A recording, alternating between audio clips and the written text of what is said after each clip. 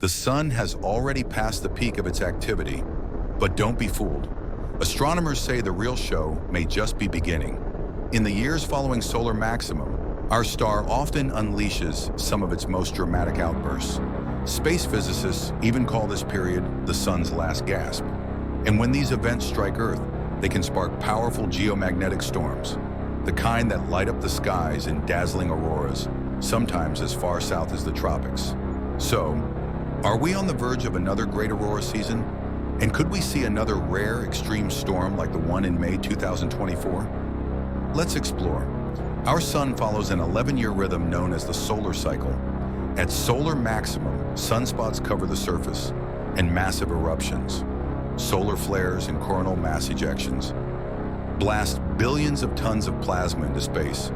Then activity begins to decline towards solar minimum when the sun grows quiet. But here's the twist. This decline isn't calm.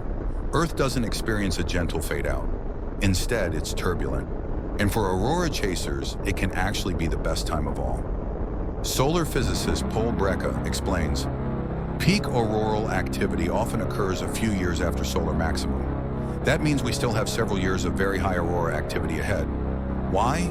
Because as the big eruptions slow down, another factor takes over: coronal holes. These are cooler, darker regions in the sun's outer atmosphere. They act like open doors, releasing high-speed solar wind streams that sweep across space. When this solar wind slams into Earth's magnetic field, it can stir up geomagnetic storms, sometimes for days on end. So what makes the declining phase so special? It's all about overlap. As Tamitha Skov, a space weather physicist, explains, maybe the sun's eruption activity slows down after solar maximum, but coronal holes become more common. When you add those together, you actually get more geomagnetic storms at Earth.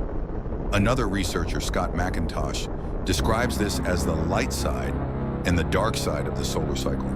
The light side is dominated by eruptions, solar flares and CMES. The dark side is dominated by coronal holes.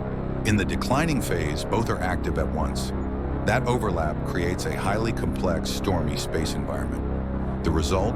More geomagnetic storms, longer aurora seasons, and a higher chance of dramatic displays. But there's more.